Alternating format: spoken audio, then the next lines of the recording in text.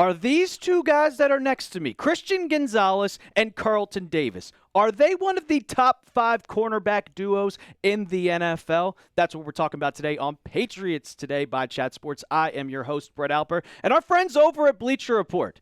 After Pro Football Focus gave the absolute disrespect to Christian Gonzalez, Bleacher Report is finally giving some praise to one of the best cornerbacks in football. And they said, hey, you brought in Carlton Davis, and they listed the CB duo as the 4th best in the NFL. Before we break it all down, I thought I wanted to just kind of give you guys who the top cornerback duos, the top 5 that Bleacher Report said. You have Reek Woolen and Devin Witherspoon with Seattle at number 5. You got our guys, Gonzo and Carlton Davis at number 4. Darius Slay, Joey Porter Jr. at 3. Marlon Humphrey, Nate Wiggins, and they also added Jair Alexander at 2 in Baltimore. And number 1, probably one of the best cornerbacks in the league, Derek Stingley Jr. and Kamari Lassiter. Now, when we first signed Carlton Davis, I was like, oh my God, you put a guy alongside of Gonzo.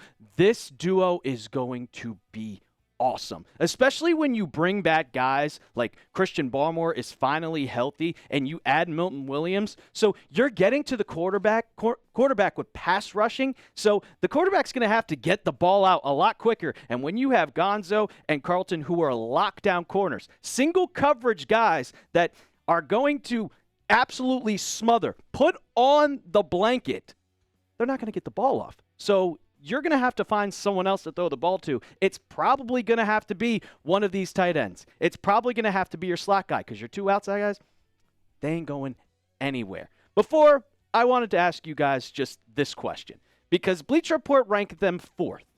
I want to know from you guys down in the comments section, Gonzo and Davis is a top what CB duo in the NFL? I could argue 3. I could argue 2.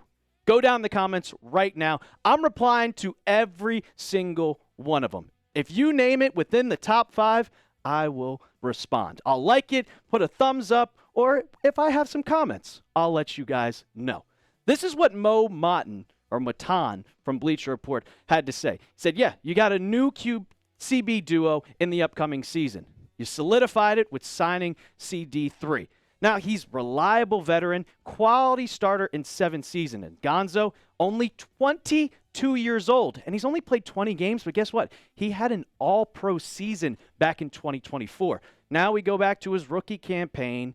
He locked down A.J. Brown and Devontae Smith in that first one. I remember that Eagles game like it was yesterday, but he only played a few games before shoulder injury ended. 11 pass breakups and 2 interceptions. So now you get a great cornerback here, and then you add him on the other side of Christian Gonzalez. And with Gonzo, he's only entering his 3rd season.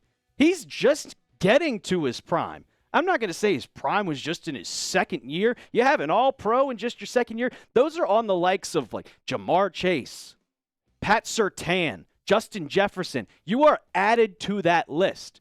And then Pro Football Focus, after not putting him on their top 25 players that were under 25, listing him as the 13th best cornerback in football, which makes no sense to me. They put out this stat: the highest graded cornerbacks in single coverage since 2024. You have Denzel Ward, you have Christian Gonzalez, Sauce Gardner, and Cooper DeJean.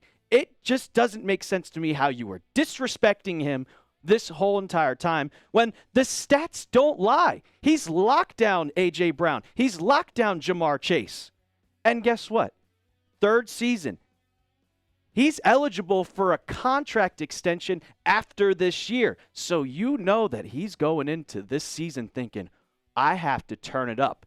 And we have seen that throughout minicamp. We've seen it throughout OTAs, and Drake May is helping him. Drake May said that he's going to target Gonzo as much as he can because he knows he's going to go up against cornerbacks that are just as good. This is something Evan Lazar, who works for the Patriots as the reporter, had to say just about Gonzo with the spring off-season workouts. His silky smooth interception. If you go on Twitter, you can find it. I tweeted it out. One-handed interception. And he's just absolutely putting the blanket on everybody. He's making Drake May. He had an interception on Drake May when May threw 4 passes in 8 attempts. Gonzo made a ridiculous pick in the deep zone. The 3rd-year pro was the clear best player on the Patriots in 2024. So now you have to worry about Christian Gonzalez. And I'll say this every single day when I talk about Gonzo, is that the Commanders could have had him, and they took Emmanuel Forbes. Like, we can just laugh at them all we want. Yeah, they had a great season, but imagine if they had Christian Gonzalez. No, we do. And now you go and add Carlton Davis to the mix. That just makes this team elevated to the next level. That brings your secondary to the next level. Now you have Marcus Jones in the nickel corner, and I think that could be some improvement, but I also think that this could get a lot better and a lot better as we go. Now I'm going to talk just about Carlton Davis and what he brings to the Patriots, but first I got to tell you guys about our sponsor of today's show, and that is Fanatics. I know it's the summer, but you can still get your Patriots hoodie today, $50 off.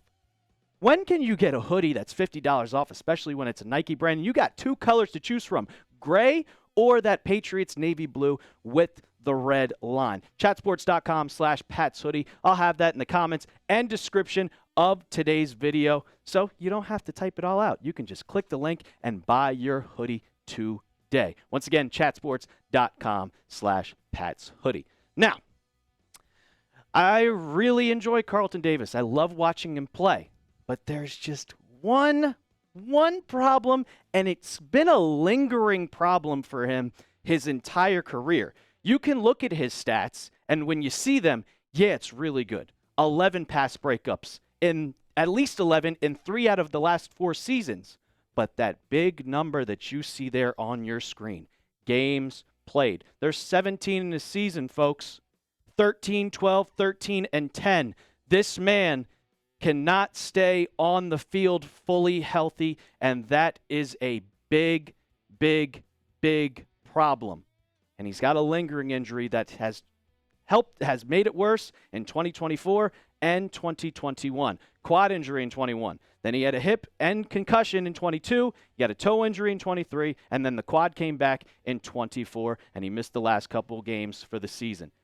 If he can stay healthy, and that is a big, big, big question going into 25, because I looked at the stats. He's never played a full season in his career. When he's healthy, though, he's a lockdown threat on the field. You have to always worry about which side he is on. And the wide receiver, you could see a lot of motions if you watch the tape, because they do not want to go up against Carlton Davis. I mean, he's a Super Bowl winning corner with the Tampa Bay Bucks. I know they had the greatest quarterback of all time under center, but the defense was a threat. And I mean, if you look at the stats from last season, 87.9 QB rating, still had 6 pass breakups, only allowed 3 touchdowns, and that was about 43 completions compared to 72. And that's just without playing 4 games of the season. Imagine if he was lined up for all 17, if he can stay healthy.